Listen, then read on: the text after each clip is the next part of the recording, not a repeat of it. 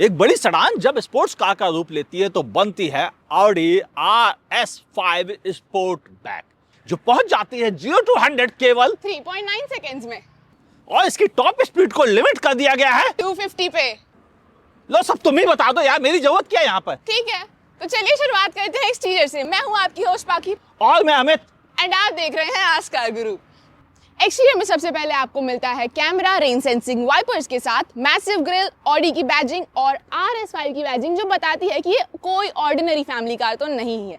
यहाँ पर आपको मिल जाते हैं LED bi projector headlamps DRLs के साथ, वो भी LED में, एयर वेंट्स एंड एक वॉशर जेट जो LED हेडलैम्प्स को साफ करने के काम आ जाता है। बोनेट इसका काफी बड़ा है स्पेसिफिक एजेस के साथ, जो गाड़ी को और लंबा बनाता है देखने में। साइड प्रोफाइल में जाते ही सबसे पहले हमारी निगाहें पड़ती हैं इन 19 इंच के अलॉय व्हील्स के पास, जो 265/35 प्रोफाइल के परफॉर्मेंस टायर्स के साथ आ जाते हैं। वेल, इसका डिस्क ब्रेक ध्यान से देखा जाए तो इसकी साइज इतनी है जितनी आजकल की गाड़ियों के पूरे टायर की साइज होती है। यहाँ पर आपको RS बैजिंग के बड़े तगड़े कैलिपर्स देखने को मिल जाते हैं। फेंडर ज्यादा मैसिव नहीं है बिकॉज व्हील ही इतना बड़ा है कि फेंडर की जगह नहीं मिली।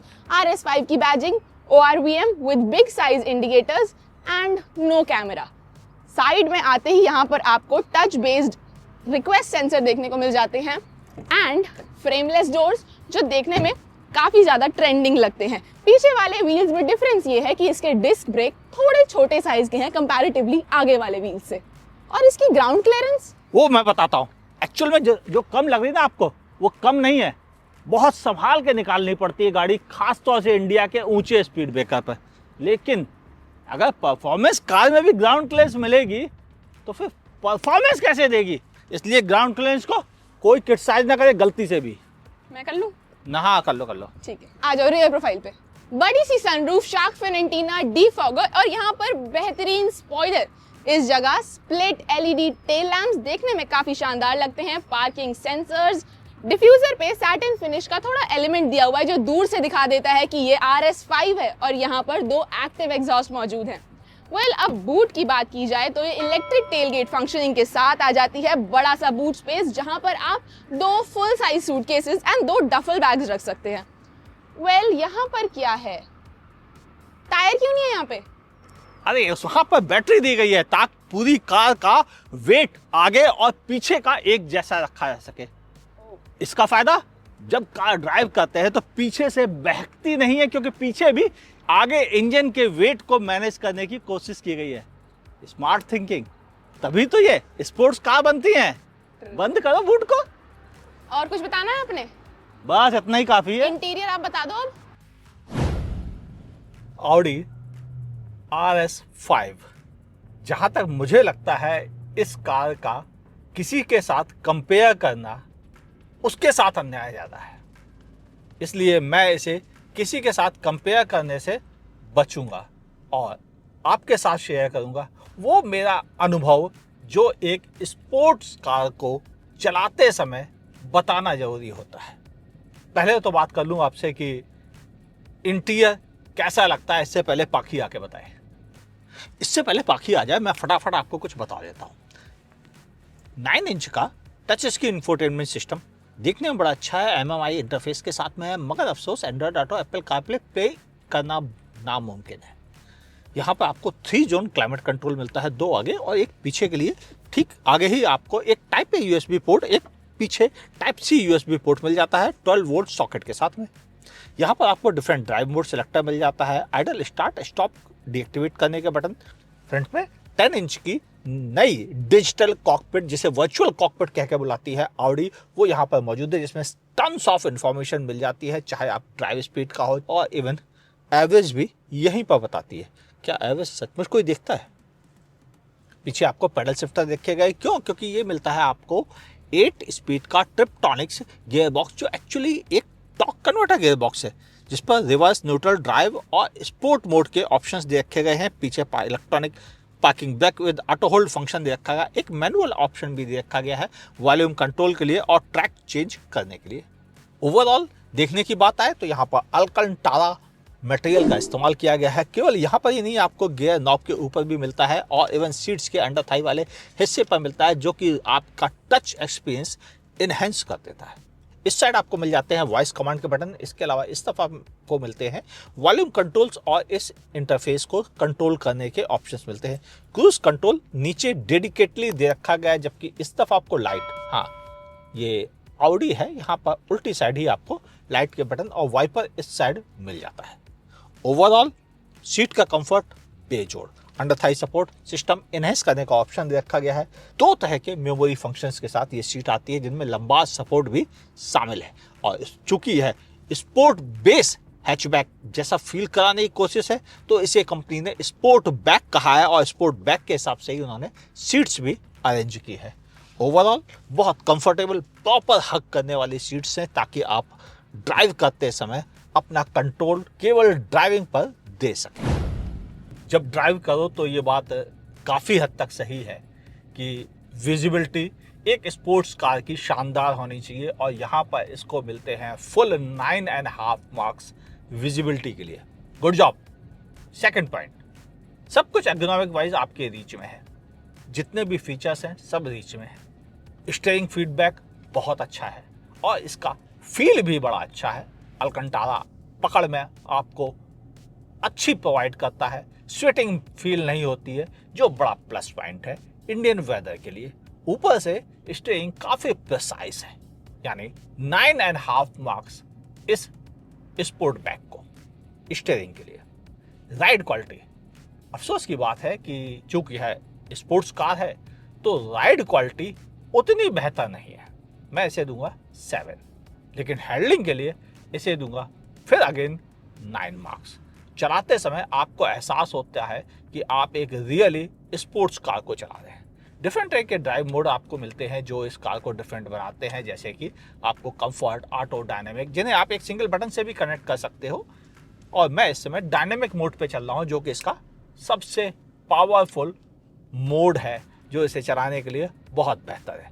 हालांकि मैं रेगुलर टाइम पर डायनेमिक चलना पसंद नहीं करता हूँ, लेकिन आज दिन अलग है और जब स्पोर्ट बैक चला रहे हैं तो क्यों ना फिर डायनेमिक के साथ ही चला जाए। तो फिर मैं आपके साथ इसीलिए उसका एक्सपीरियंस शेयर कर रहा हूँ। सबसे बड़ी चीज़, इसका एग्जॉस्ट नोट वो थोड़ा ज़्यादा लाउड या ज़्यादा रोल करने लगता है और आपको एहसास कराता है कि आप एक शानदार स्पोर्ट्स बैक के साथ चल रहे हैं। और ये एक्सपीरियंस बहुत ज़ोरदार है और कईयों को थोड़ा चौंका भी देता है जब यह गाड़ी बगल से निकलती है। लेकिन अगर मैं बात करूं इसके कंफर्टेबल सीट्स की, तो उसका एक्सपीरियंस रियली काफ़ी अच्छा है। ये आपको कस के हग करके रखती हैं, जैसा कि स्पोर्ट्स कार में बहुत ज़रूरी होता है सेफ्टी पॉइंट ऑफ व्यू से, कि जो ड्राइवर हो वो बिल्कुल जकड़ा हुआ हो, ताकि उसकी पकड़ कार पर से कम ना होने पाए, और वो यहाँ पर भी प्रोवाइड होती है। इंजन, चलिए बात कर लेते हैं, क्या कह रहे हैं गुरु जी इंजन के बारे में। लेडीज एंड जेंटलमैन, यही तो है इसकी आन बान और शान। बेहतरीन 2.9 लीटर का V6 इंजन प्रोवाइड करता है भारी भरकम 458 PS की पावर, मगर इसके शक्तिशाली इंजन के साथ आपको मिलता है 600 Nm का टॉर्क, जो इसे 0 to 100 केवल 3.9 सेकंड में पहुंचा देता है। यानी एक नहीं 2 सीट बेल्ट बांध लीजिए और इसकी ड्राइव पर अब हम चलते हैं। ये तो सच है कि पावर बेशुमार है और वो पावर हमें फील होती है जरा सा ड्राइव करते समय। ये लीजिए 3.9 सेकंड में गाड़ी 100 पहुंच जाती है, और मुझे नहीं लगता कैमरा पकड़ पाया होगा क्योंकि वो एक झटके में हिल गया होगा, लेकिन फिर भी मुझे मालूम है कि आपको एक एहसास हो गया होगा कि यह कार जब अपने ट्विन टर्बो के साथ फायर करती है तो दिल धड़कना, लोगों की हार्ट बीट बढ़ जाना बैठे हुए लोगों के लिए बहुत आसान होता है, और एक जी फोर्स आप भी फील करेंगे अपने सीने में जब यह गाड़ी एक झटका लेती है, और वह थ्रॉटल रिस्पॉन्स एक एक्सपीरियंस बन के आपकी यादों में बस जाता है। यानी कार इनिशियल पिकअप में बहुत जोरदार, कोई इसको मैच ही नहीं कर सकता। लेकिन उसका रीजन है इसका बेहतरीन ट्रिप्टॉनिक गियर बॉक्स, जो कि टेक्निकली तो एक टॉर्क कन्वर्टर गियर बॉक्स है, और यह गियर बॉक्स इस ढंग से ट्यून किया गया है कि 600 Nm के टॉर्क को सबसे पहले जल्दी से जल्दी आपके व्हील्स में पहुंचा दिया जाए अपनी बेहतरीन क्वाट्रो टेक्नोलॉजी के साथ में, ताकि चारों व्हील एक साथ स्पिन करके इस कार को एक अलग बहाव में लेकर चले जाएं। और शायद उसके लिए इसकी तारीफ बनती है। और मैं जितना इसके गियरबॉक्स को पसंद कर रहा हूँ, उससे ज़्यादा इस 2.9 लीटर के V6 इंजन को पसंद कर रहा हूँ। और ये इंजन रियली ज़ोरदार है। अगर मार्क्स देने की बात आए तो मैं इसे बड़ी आसानी से 9.5 मार्क्स दे सकता हूँ, क्योंकि इससे ज़्यादा मार्क्स देना पॉसिबल नहीं है। और ये रियली जस्टिफाई करता है, क्योंकि ये स्पोर्ट बैग है और इसे चलाने का नतीजा भी वही है जो आप चाहते हैं कि सब लोग शहर के मान जाएं कि इससे आगे निकलना नामुमकिन है। और ये बात बिल्कुल सही है। शायद खरीदने वाले भी लोग इस चीज़ के लिए इसे प्रेफर करते हैं। स्पेस की बात की जाए तो मुझे अच्छा खासा नी रूम एंड लेग रूम मिलता है। हेड रूम मुझे थोड़ा कम मिलता है। मेरी हाइट 5'8" है, लेकिन अगर आप थोड़े से मुझसे ज़्यादा बड़े हैं तो आपको शायद दिक्कत आए। 3 पॉइंट सीट बेल्ट स्टैंडर्ड मिल जाती है। अंडर थाई सपोर्ट अच्छा मिल रहा है। बड़ा हम्प होने के कारण यहाँ पे 2 एडल्ट्स बैठ सकते हैं और एक किड यहाँ पर एडजस्ट हो सकता है। AC vents with air flow controls दिए हैं। एक प्राइवेसी कर्टन और होता तो मज़ा आता। यहाँ पर आपको 1 litre bottle holder and power window के ऑप्शन मिलता है, लेकिन यहाँ पर आपको मैगजीन होल्डर नहीं दिया जाता। अब आप पूछोगे एवरेज क्या देती है, ये भी तो बता दो। तो जब आप ऐसे चलते हैं, डायनामिक मोड में चलते हैं, तो इस कार का एवरेज इतना आता है कि आपका भी मन करेगा कि हम ना ही बताएं तो अच्छा है। इस समय दिखा रहा है 2.7 किलोमीटर पर लीटर। यानी यह गाड़ी नॉर्मल ड्राइविंग कंडीशन में आपको 5 to 7 किलोमीटर पर लीटर की फ्यूल इफिशिएंसी प्रोवाइड करती है। कल मैंने इसे दिल्ली NCR नोएडा सेक्टर में चलाया है और जो मैंने पूरा दिन ड्राइव करने के बाद फील किया है कि इसने मुझे लगभग 7 का एवरेज दिया है रेगुलर कंडीशन में। लेकिन जब आप इसे स्पोर्ट्स मोड में पूरे मज़े के साथ चलाते हैं तो ये आपको 2.7, 2.8 और 3 लीटर का ही एवरेज दे पाती है। लेकिन वो जो एक्सपीरियंस है उसके लिए 200-400 हज़ार रुपए का पेट्रोल कोई मायने नहीं रखता, कोई मायने नहीं रखता है। और वो यहाँ पे आपको मिलता भी है। तो मेरे हिसाब से बेहतरीन एक्सपीरियंस के लिए मैं इस इंजन को काफ़ी समय तक याद रखूँगा। और उससे भी बड़ी बात यह है कि इसका म्यूजिक सिस्टम, जो कि कोई खास सर्टिफाइड स्पीकर्स नहीं दिए गए हैं, कोई बैजिंग नहीं दी गई, लेकिन उसके बावजूद भी बड़ा बेहतरीन क्लीन क्रिस्प पंच प्रोवाइड करता है अपने बेस में और साउंड क्वालिटी में, जिसे सुनकर रियली मज़ा आता है। अब क्या बचा? Safety, multiple air bag, ABS, EBD जैसे छोटे मोटे फीचर्स, क्वाट्रो जैसा बेहतरीन ऑल व्हील ड्राइव सेटअप, ये सब मिलकर इस कार को लाजवाब बना देता है और आपका एक्सपीरियंस एक अलग लेवल पे पहुंचा देता है। सेफ्टी में भी आप इसे किसी से भी कमज़ोर ना माने। यह बेहतरीन सेफेस्ट स्पोर्ट्स बैग कहलाएगी बगैर किसी डाउट के। खरीदना चाहिए या नहीं? आज मेरे पास पैसे होते। चलो बाकी बातें करते हैं कंक्लूजन में। देखने में तो ये गाड़ी काफी प्यारी लगती है, देखते ही पहली नजर में इससे मोहब्बत हो जाती है। और सेडान्स तो मेरी वैसे ही बहुत फेवरेट है। एरोडायनेमिक भी ये गाड़ी काफी है, लेकिन जब इंजन की बात आती है तो पहले इंजन से नीचे उतरो सबसे पहले, क्योंकि ये इंजन देता है बेहतरीन पावर और परफॉर्मेंस ऐसी कि चलाने का मजा दोगुना हो जाता है। और यही तो इसकी असली जान है।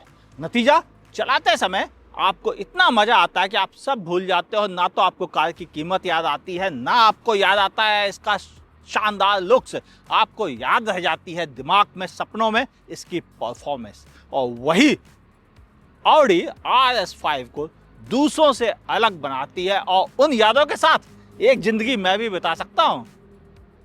चलो जी, कंक्लूजन करें। अगर आप हमें फेसबुक पे देख रहे हैं तो हमारे पेज को लाइक करें, फॉलो करना ना भूलें। यूट्यूब पर देख रहे हैं, लाइक, कमेंट, शेयर और सब्सक्राइब करने के साथ साथ बगल में दी हुई नोटिफिकेशन बेल भी जरूर दबाइएगा। और देखते रहें आस्कार गुरु।